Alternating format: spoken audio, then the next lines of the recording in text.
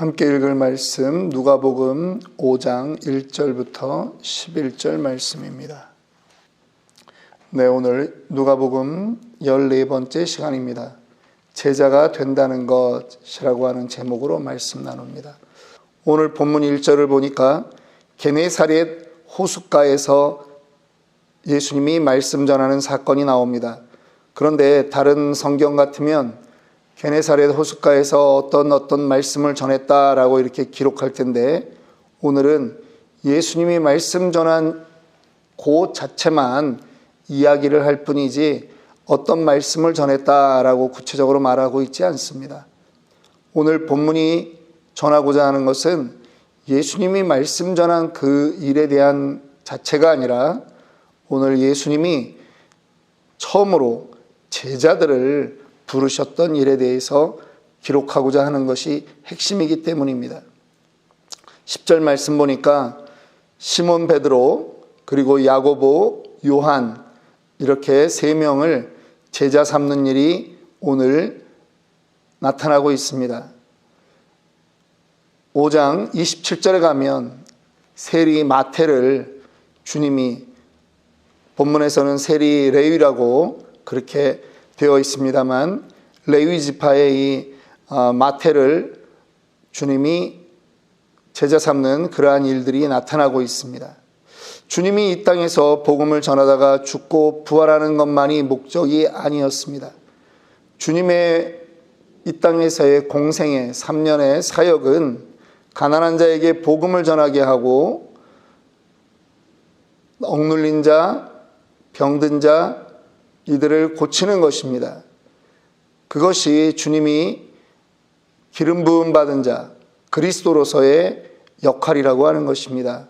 그 보냄에 합당하게 주님이 행하기 위해서, 다시 말해서 이 땅의 모든 영혼을 구원하기 위해서 주님은 오늘 또 다른 일을 행하셨습니다. 제자를 세우는 것입니다. 여러분, 교회의 목표가 무엇입니까? 목사로서 목회의 목표가 무엇인가 늘 생각합니다. 교회의 목표, 교회의 목적과 목회의 궁극적인 목적은 단 하나입니다. 예수님처럼 하는 것입니다. 예수님이 했던 일을 오늘도 해야 되는 것이 교회의 사명이고 목회자의 사명이고 성도의 사명인 것입니다. 더 구체적으로 말하면 바로 제자를 삼고 제자를 훈련시키고 양육하는 것이 교회의 목적일 뿐 아니라 목회자 그리고 성도된 자의 사명이라고 하는 것입니다. 제자를 삼아서 그들로 예수님이 유대 땅에서만 행하셨던 그 일들을 온 세상에 전하도록 하는 것입니다. 그래서 교회는 제자 삼는 일이 없으면 그 교회가 아무리 커도 생명력이 없다, 그렇게 말할 수 있는 것입니다. 어떤 분들은 이렇게 말씀합니다. 교회가 다 제자 훈련 그렇게 하는데 그렇게 안 해도 된다. 근데 여러분, 그거는 잘못입니다. 제자 삼는 것은 주님의 명령이었습니다. 가서 제자 삼으라고 주님이 명령하신 것입니다. 복음 전파, 이 복음 전파의 가장 효과적인 방법과 전략에 대해서 가장 잘 아는 분은 누구였을까요? 당연히 하나님이신 그 예수님이 복음은 어떻게 전파해야 가장 효과적으로 가장 잘 전파되는지 아셨습니다. 교회가 어떻게 복음을 전파하는 것이 가장 효과적인지 아는 분이 있었다라고 하는 것입니다. 그분이 예수님입니다. 그래서 예수님이 부활 승천하기 전에 제자들에게 말하는 것입니다. 가서 제자 삼으라. 아버지와 아들과 성령의 이름으로 침례를 베풀고 내가 너희에게 분부한 모든 것을 가르쳐 지키게 하라. 마태복음 28장 18절부터 20절의 말씀이 제자 삼으라고 하는 거기에 방점이 찍혀져 있는 것입니다. 교회가 어떻게 하면 부흥하는지, 복음이 어떻게 전파되면 가장 효과적인지 알았던 분이 바로 예수님인데, 그분이 알려준 유일한 방법은 제자 삼으라고 하는 것입니다. 그러니까 교회가 혹은 목회자가 제자를 삼고 안 삼고는 우리의 선택사항이 아니라고 하는 것입니다. 예수님의 명령입니다. 성도가 내가 제자가 된다 안 된다 선택사항이 아닙니다. 구원받은 자는 예수님의 제자로 세움을 받아야 하는 것입니다. 영혼구원의 그 일에 뛰어들 수 있도록 훈련받아야 하는 것입니다. 그런데 제자는 아무나 되는 것일까요? 오늘 조건을 예수님이 한 가지 말씀하고 있습니다. 정답을 먼저 말해보면 제자의 조건은 바로 예수님의 부름에 합당해야 된다라고 하는 것입니다. 예수님은 왜 이 땅에 오셨습니까? 누가복음 5장 32절에 내가 의인을 부르러 온 것이 아니요 죄인을 불러 회개시키러 왔노라. 누가복음 19장 10절에는 인자가 온 것은 잃어버린 자를 찾아 구원하려 함이라 이렇게 말씀합니다. 사복음서의 그 사복음서를 이해하는 핵심 키워드가 무엇입니까? 예수님이 누구며 왜 이 땅에 왔는가를 아는 것입니다. 오늘 예수님이 제자를 선택하는데 그 제자 되는 사람들의 모습들을 보겠습니다. 누가복음 5장 1절부터 11절에 예수님이 몰려 들어온 무리들에게 게네사렛 호숫가에서 말씀을 전합니다. 배 두 척이 있는데 그중 하나는 시몬의 배였습니다. 그 배에 올라서 육지에서 조금 뛰기를 청하고 무리를 가르쳤습니다. 바닷가에서 불어오는 그 바람에 의해서 예수님의 목소리가 그 둘러앉은 모든 사람들에게 잔잔하게 전해지는 것입니다. 그리고 그 배의 상황은 어떠했습니까? 이미 물고기를 낚으려고 수도 없이 밤새도록 노력했지만 한 마리도 잡지 못해서 그 그물을 씻고 있는 중이었습니다. 이제는 포기하고 들어가서 잠이나 자야 되겠다라고 하는 것입니다. 그런데 4절에 보니까 그들에게 말씀합니다. 말씀을 마치시고 시몬에게 이르시되 깊은 데로 가서 그물을 내려 고기를 잡으라. 여러분, 지금 예수님은 목수 출신입니다. 고기 잡는 데는 비전문가입니다.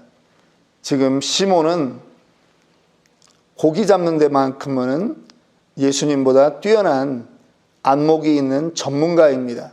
그런데 지금 비전문가가 전문가에게 깊은 데로 가서 그물을 내려 고기를 잡으라고 말합니다.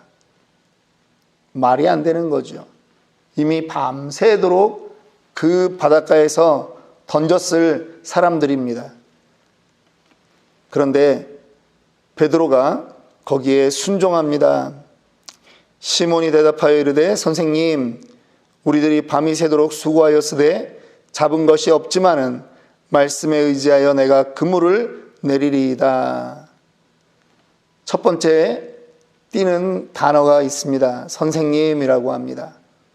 베드로의 머릿속에 지금 예수님은 구세주가 아닙니다. 그저 사람들에게 존경받고 방금 전에 보니까 자기가 그물을 씻으면서 그래도 힐끔힐끔 예수님 말씀 전하는 걸 들어보니까 틀린 말을 하지 않는 그러한 훌륭한 선생님이라고 하는 것입니다. 그래서 베드로가 자기 성질대로 하면 무슨 말입니까? 내가 밤새도록 잡으려고 했지만 한 마리도 못 잡았습니다. 오늘은 공쳤습니다. 그렇게 하고 가야 되는데 베드로가 그 선생님의 말 때문에 순종하는 것입니다. 여러분, 제자 되는 덕목에 순종이 필요합니다. 그렇게 순종했더니 깊은 데 가서 그물을 던졌는데 그물이 올라오지 않는 겁니다. 얼마나 고기가 많이 잡혔는지 친구들에게 오라고 해서 고기를 나눠 실을 정도가 되었습니다. 2배의 몫을 잡은 것입니다. 어부들의 목적은 무엇입니까? 고기 잡으면 행복한 것입니다. 그런데 지금 베드로는 그물이 찢어지는 그 상황에 처하자 시몬 베드로가 8절 말씀에 이를 보고 예수의 무릎 아래 엎드려 이르되 주여 나를 떠나소서. 호칭이 달라졌습니다. 조금 전에는 선생님 했는데 이제는 나의 주님이라고 말합니다. 주여 나를 떠나소서. 나는 죄인이로소이다. 어떻게 이렇게 급반전할 수 있을까요? 베드로의 인생에 이런 일은 처음 겪는 일이기 때문입니다. 예전에는 그저 예수라고 하는 분이 고매한 인격의 선생이었다라고 하는 그런 것만 생각했다면 지금 자기에게 일어난 이 일은 선생이 할 수 없는 일이라고 하는 것입니다. 아, 이분이야말로 이스라엘 백성들이 그토록 고대하던 메시아임을 직감한 것입니다. 그분 앞에 서니까 내 모습이 보이는 것입니다. 나는 그저 죄인이라고 하는 것이죠. 다른 말로 표현할 길이 없는 것입니다. 예수님 앞에 섰더니 내 모습이 보이는 것입니다. 방금 전까지만 그저 존중해 주려고 했던 그러한 것조차도 아, 내가 죄인이구나. 하나님 앞에 서면 우리의 모습이 보이는 것입니다. 소문으로 듣던 그 예수님 옆에서 설교를 들으면서 자기가 이제 그 예수님이 하신 말씀대로 순종해서 경험했던 일들을 바라보며 이분이 누구인가를 깨닫고 나니까 나의 모습이 보이는 것입니다. 여러분, 인간은 하나님 앞에 서야 자기의 모습을 적나라하게 볼 수 있습니다. 운동 경기도 그렇습니다. 씨름 선수들이 얘기합니다. 삿발을 잡고 한번 딱 당겨보면 야, 이거 만만치 않다라고 하는 걸 안다라고 하는 거죠. 마주 대해보면 그전에는 서로 다 그만 할 것 같은데 삿발을 잡고 한번 딱 당겨보면 안다라고 하는 겁니다. 야, 이거 내가 이길 수 있다. 혹은 내가 이건 못 이기겠다라고 하는 게 결판이 바로 나는 것입니다. 지금 베드로가 예수님 앞에 딱 서보니까 그 전까지는 몰랐는데 예수님이 시킨 대로 한번 해보고 나니까 아, 이분이 내가 그냥 따라갈 수 있는, 범접할 수 있는 선생이 아니구나 하는 모습이 느껴지는 것입니다. 그와 동시에 자기의 모습이 보이는 것이죠. 아이고, 내가 이분 앞에서는 나의 전문 지식 자랑할 수 없는 그저 나는 죄인이구나 하는 것입니다. 하나님을 만나는 사람들의 공통적인 그 인식이 있습니다. 하나님을 만나면 내가 죄인이라고 하는 것이 깨달아진다라고 하는 것입니다. 구원받고 신자가 되는 것, 제자가 되는 것의 첫 시작은 무엇입니까? 내가 죄인입니다라고 하는 인식이라고 하는 것입니다.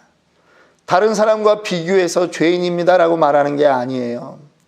하나님 앞에서 나를 보는 것입니다. 거룩하신 하나님 앞에 서니까 내가 죄인이라고 하는 것이 다가오는 것입니다. 어느 날 이사야 선지자가 우시야 왕이 죽던 해에 성전에서 일을 보다가 하나님의 영광을 대하게 됩니다. 그 옷자락이 성전에 가득하고 스랍들이 모시고 섰는데 각기 6날개가 있어 그 둘로는 자기의 얼굴을 가리고 그 둘로는 자기 발을 가리었고 둘로는 날면서 서로 불러 이르되 거룩하다 거룩하다 거룩하다 만군의 여호와여 그의 영광이 온 땅에 충만하도다. 이사야가 성전 일을 계속 보았습니다. 그런데 이날 처음으로 하나님의 영광을 경험한 것입니다. 그러니까 이사야의 입에서 말하는 겁니다. 화로다 나여 망하게 되었도다. 나는 입술이 부정한 사람이요 나는 입술이 부정한 백성 중에 거주하면서 만군의 여호와이신 왕을 배웠음이로다 하였더라. 나 이제 죽게 되었다. 나 죄인이었구나. 내가 그전까지는 내가 그래도 혹시라도 무엇인가 잘 되어 있는 줄 알았습니다. 그런데 하나님의 영광을 보니까 내가 망하게 되었다. 내가 부정한 사람이다. 무슨 말입니까? 오늘 베드로가 고백했던 것과 똑같지 않습니까? 내가 죄인이구나. 그랬더니 스랍 중에 하나가 부젓가락으로 제단에서 집은 바 핀 숯을 내 손으로 가지고 내게로 달려와서 그것을 내 입술에 대며 이르되 보라 이것이 내 입에 닿았으니 네 악이 제하여졌고 네 죄가 사하여졌느니라. 죄의 용서함에 그 경험을 하는 것입니다. 그리고 나서 이사야가 듣는 말이 있습니다.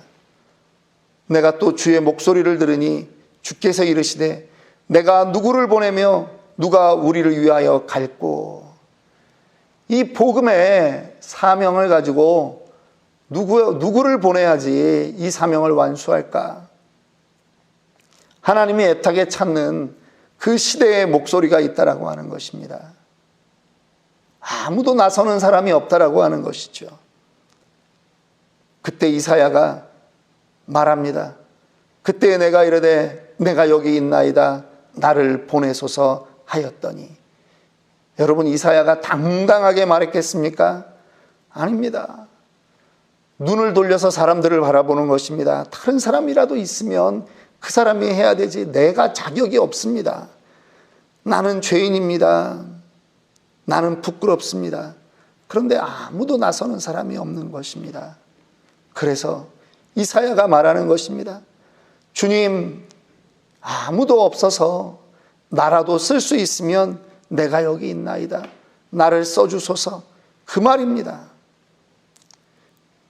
여러분, 제자 되는 조건이 있습니다. 그것은 바로 자신을 죄인이라고 고백하는 사람입니다. 예수님이 지금 만나고 예수님이 지금 베드로와 야고보와 요한을 제자 삼았습니다. 그들의 입에서 동일한 고백이 있는 것입니다. 주여 나를 떠나소서 나는 죄인이로소이다. 여러분, 우리가 주님의 제자임을 깨닫는다면 이제 그 제자에게는 하나님이 주시는 사명이 있습니다. 제자가 되는 것입니다. 죄인임을 인식한 자는 제자가 될 수 있습니다. 제자가 되었다고 직장 때려치고 다 선교사 나가라고 하는 것 아닙니다. 우리가 있는 그 자리에서, 직장에서, 또 이웃 가운데 사명 감당하면 되는 것입니다. 오늘 이 제자를 부르신 주님의 음성이 저와 여러분들을 향해서 동일하게 외치고 있는 것입니다. 내가 누구를 보내며 누가 우리를 위하여 갈꼬. 그 외침에 순종하기 원합니다. 나는 죄인입니다. 나를 떠나소서 하는 그 베드로의 고백처럼 부끄러운 마음이지만 그래도 주님, 내가 여기 있나이다. 다른 사람 보낼 사람 없으면 나라도 사용하여 주옵소서라고 하는 겸손하고 순종하는 마음에 그러한 고백이 우리 가운데 있기를 원합니다.